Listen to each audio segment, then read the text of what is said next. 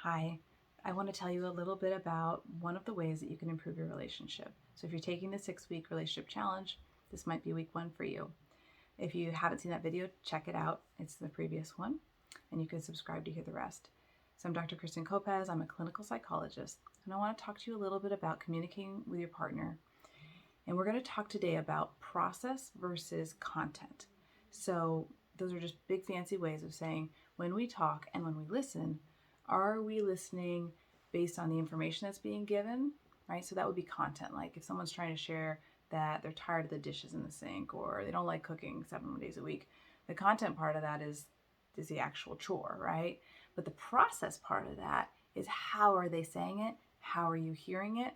And then also we can look at what's driving below that, surface of that complaint or that request, right? So when you're talking with your partner, I want you to be careful about how you tell them what's going on and what's not working for you, right? If I say, you leave me tons of dishes every day and you make me cook 7 days a week, you're not helping me at all around the house. The tendency is for your partner to get very defensive, right? They hear all these yous and they immediately start going, well, I can't help it. I work 2 jobs. I'm so tired. I am the one taking care of the kids, right? And they get into defensive mode. They don't even hear what you're trying to say. So we really want to focus on process first. The content part will come later. It will naturally. But if we can start looking at the process of how we speak with each other, we're going to be more heard and more changes will happen. We'll feel seen and the information we're trying to convey will get across to the other person. So when I talk about process, I mean the way in which we're sharing the information. So maybe you've heard of using I statements. That's a good one. It's a piece of this, right? To say, I am doing a lot of dishes each day. I feel overwhelmed when I have to cook 7 nights a week. I'm struggling to keep the house clean. I feel obliged to be the one who cleans the house. Right? When we share information using I, we're sticking to our side of the story, the only part we actually know, right? It can decrease defensiveness on the other side a little bit. But on the listening side of things, when you hear your partner sharing information, whether or not they're using the I statements, hopefully you'll get to that piece and they'll be learning it. But as you're listening, I want you to be careful that you're not just listening for content to argue against, right? But instead of just hearing what the specific information is, instead the process of hearing it is important, right? If my partner shares with me something that they don't like or they'd like to see change in, I want to be careful not to immediately react to the subject, to the content of that. Instead, I might have open curiosity and ask why. Why does it feel overwhelming to cook 7 nights a week? Why would it feel so important for me to take over some of that household chores? Right? It may seem really obvious to you and I as I'm saying that, you're like, well, hello, of course we know the answer to that. But don't assume that you know. The process piece is very important to say, what would change if I were to cook 4 nights a week and take some of that burden off of you? What would change if I tried to make sure every morning the dishes were done before I left for work?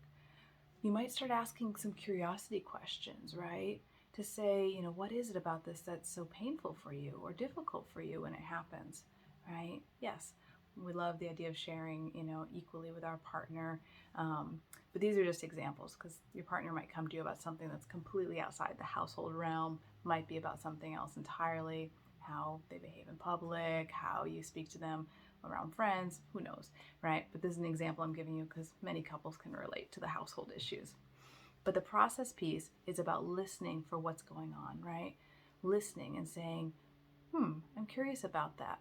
What is it about that feels so important? When I do leave dishes in the sink because I'm in a hurry in the morning, what is it about that is so difficult and feels uncomfortable for you? And that can start to bring out some real information, right? Maybe the partner shares that they feel disrespected. Maybe they feel like that they feel like you're leaving it for them, expecting them to do it when you're thinking, I was just going to do it when I got home, right? So we don't want to assume, we don't want to pretend we know what the other person is thinking, and we want to use process as a way of checking in. Remember, your long-term goal is a better relationship, right? So if we go into defensive mode, right, I'm not doing anything wrong. It's okay to leave dishes in the sink all day and do them later at night. I'm not doing anything wrong. You love to cook. You've always told me you love to cook.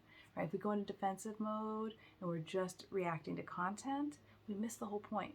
Our goal long term is to have a better relationship with our partner. And so short term, finding out the process piece, finding out why these things are important and how we react to them. So the process is about what's going on between the two of you, right? It's the process of communicating. Are we staying open? Are we staying curious?